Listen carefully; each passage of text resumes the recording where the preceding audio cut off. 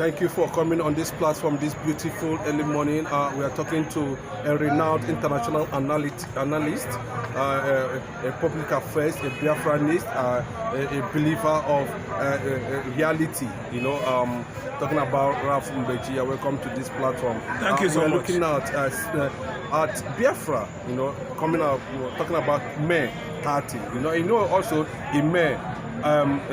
Israel became a nation in May.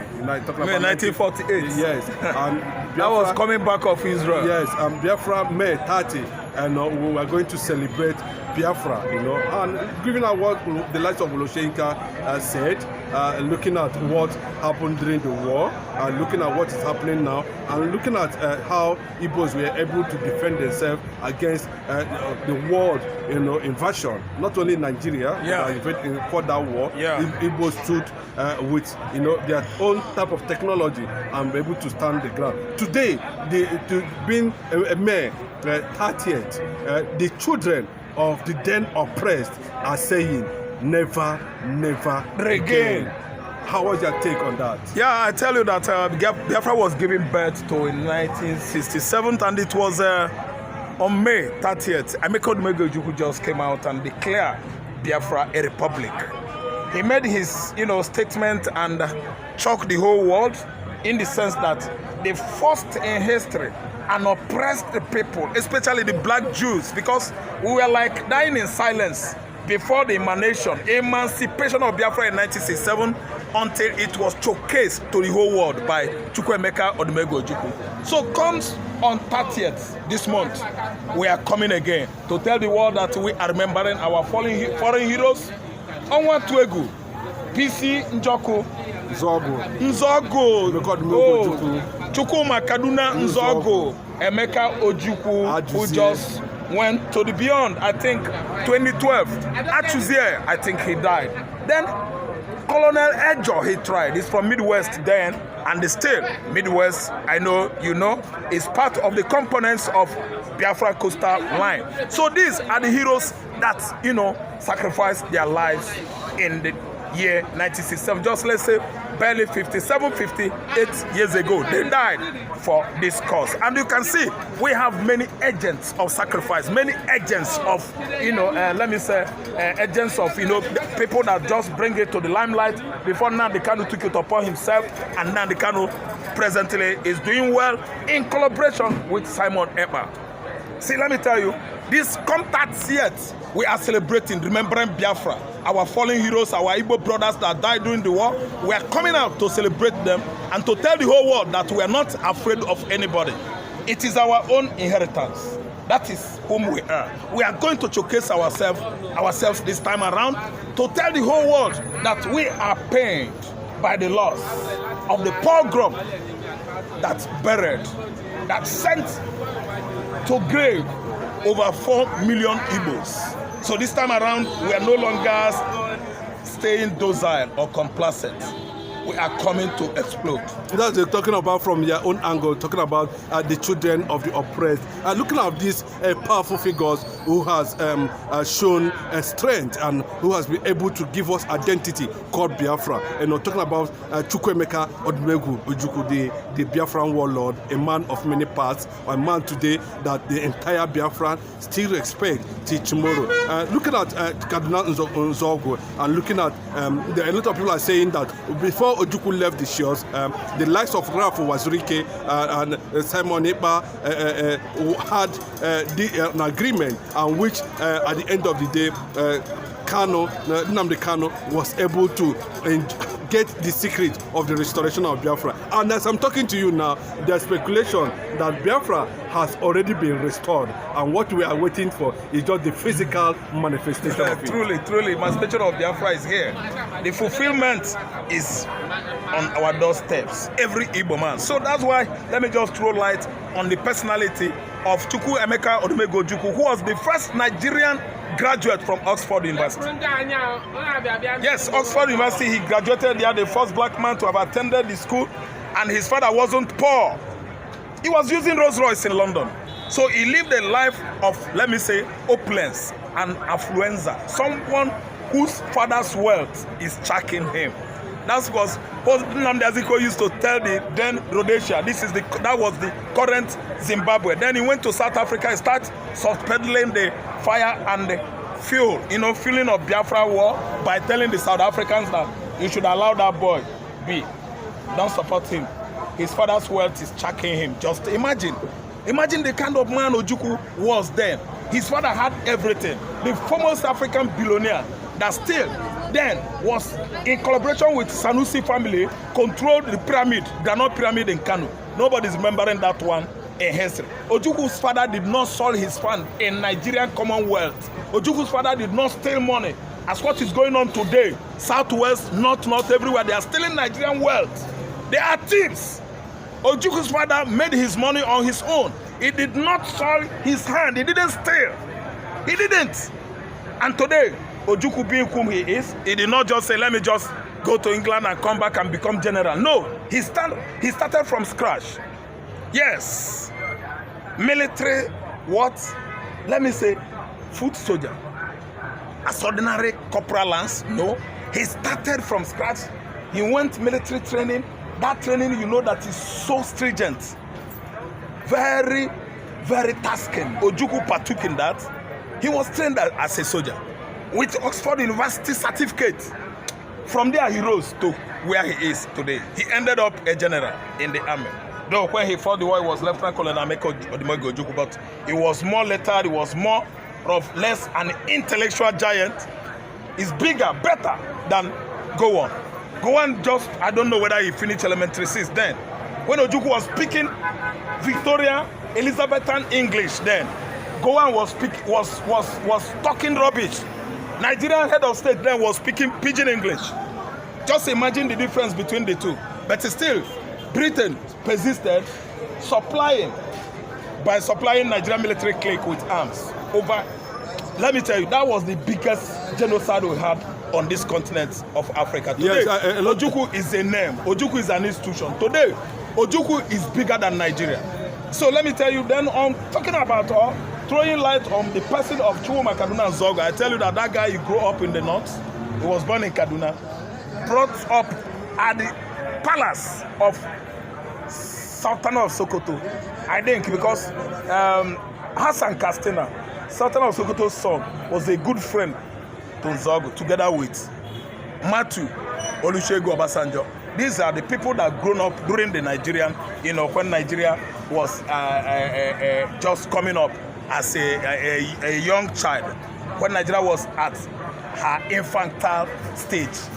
Are you listening to me? So what I'm trying to say is that I'm just want to throw light on what brings about the coup of 1966 that made Nzeogwu to be the only person everybody is pointing finger at. While the history says it, that the first Nigerian Olympic gold medalist, Colonel Emmanuel Ifeajuna, was the person that orchestrated the coup. Yes, it was Ifeajuna's coup. But Nzeogwu, being a bright man, an intelligent Igbo man, they singled him out that he was the one that planned the coup. No, it's a lie. It was Colonel Emmanuel Ifeajuna. Nzeogwu was a very, very bright, intelligent military officer. That's why they singled him out. He was arrested by his brother, his uncle, Agui Ironsi, incarcerated an innocent boy. And today, let me tell you, we lost many people in the Biafran land. We are not talking about Johnson Omonakwe, Agui Ironsi, from Umuahia, the first and the best Nigerian military head of state, the first army general in Nigeria, honored by the Queen himself when he was quelling the fire of civil war raging in Congo. Are you listening to me? He came, he got the wind up of the coup, he raced back to Nigeria and stopped the coup and called all of them zealous young military officers. He said they are overzealous. That was how the sea, the river, ate him up. He was consumed by his good deeds. Nigerian government, be it civil regime, be it military regime, they don't remember the good people. They remember the wicked people, the bad people, the embezzlers, people that have, been engrossed on what? Political profiteering, stealing money. These are the people we are celebrating today in our modern society, forgetting the best heroes, our past heroes. Supposed to be Chukwuma Kaduna Nzeogwu, Agui Ironsi, the man, the head of state that planned regionalism, and it was what is befitting to this contraption, illegally structured, called Nigeria. See, today, nobody is remembering him. What we are celebrating today is what? Quackery, incompetence, thievery. So back to where we are now. There's a report that after the Second World War, the Biafran War was the largest war that genocide was committed. Yes. And over 7 million Igbos were killed in that war. Abetted by British Prime Minister then. I've forgotten his name.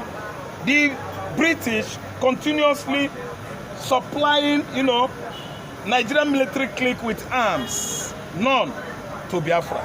Nobody supported Biafra. It was only the East African countries. We talk about Zambia, the then Tanganyika and the Zanzibar. They were not Zambia then.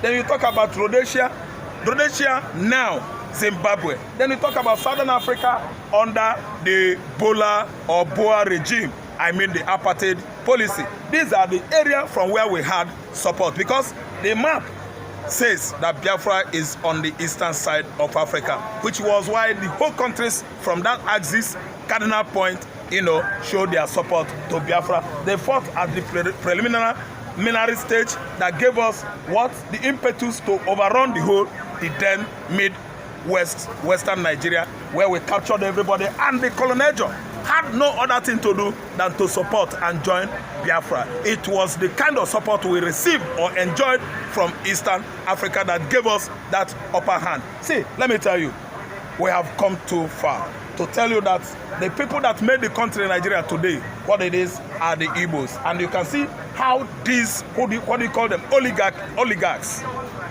usurpers, embezzlers, thieves, political profiteers turn their back on Igbo man and start enjoying their spoil of the war. Yes, that reminds me. That reminds me that from what you have just said now, Igbos are actually pesetas from the beginning of this contraption called Nigeria. Yes. How would you May 30? How would you connect May 30 spirit that's already blowing with Biafran soldiers' ingenuity and the kind of thing they were able to do to actually defend themselves? The May 30, the way I see it is that the whole world is going to see more lights about Biafra. There are many things about Biafra that most of us, most of these people, most of Nigerians, most of people outside Nigerians don't know. So this time around, we are going to celebrate Biafra. We are going to tell many stories about Biafra. This is just nothing to what we are about to do that day. It's not about blood. It's not about blood. We mean by diplomacy, constructive information, showcase Biafra at its best. We have come a long way, and this time around, Mazi, let me tell you, emancipation of Biafra is here. It's no longer by blood. Now the Kanu has gotten it with biro, pen. And you can see what our Prime Minister in exile is doing. He's not tormenting anybody. He's not destroying anybody's property. He is doing his good diplomatic job. Then again, way back to southeastern Nigeria, you see Alex Soti there. What Alex Soti has already done in the southeast is the beginning of pace setting in the eastern region. He's a good man. So we are trying to employ our Biafra members, I mean other governors, in making, I don't mean the one now, because it's only Alex Soti that is recognized generally in the southeast. I mean the upcoming one, to emulate the good work. The legacy Oti has started building this time around should be online with what we are saying, as those upcoming governors must, I use the word MUST, join hand with Alex Soti to raise our dear Biafra up, the first black Jewish states. Up Biafra. Well, finally, on this note, on this platform, how do you feel? What is your message to the United States of America, the UN Security Council, on trying to look at issues, of Biafran territory, and of course, taking decision on that, having the understanding that Biafra has already come? What message do you want to pass for Donald Trump, for instance, and of course, no, Trump is coming. I know Trump is coming. Trump is coming. Trump regime resonates. It is here. Trump previous regime gone, but Donald Trump resonates again.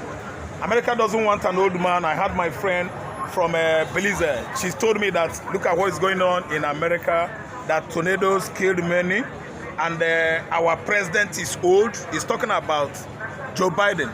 He says he's old, he's sitting down there doing nothing. That's a report from California. She lives in California. She told me this early morning. See, let me tell you, what I'm trying to tell the whole world is that I'm not going to be a magician. I'm not going to do magic by, diverting all America, US attention towards Igbo land to see what is going on there. But all I know is that previously they had seen it. America could tell better story of what Nigeria government under Buhari, Nigeria government under Tinubu is doing right now in the southeastern Nigeria, killing the youth, invading villages, communities, burning down houses, killing people at Okoma community. Okoma community still remain one of the Biafra Igbo-speaking community, and everybody see what is happening there. So what I'm trying to suggest is that USA must come. They must come. They must intervene. United Nations must be there. It is not when the blood starts flowing that they will know that this zoological republic called Nigeria doesn't regard human life. So what I'm saying is that America has seen it by themselves, and it's going to play out. Thank you.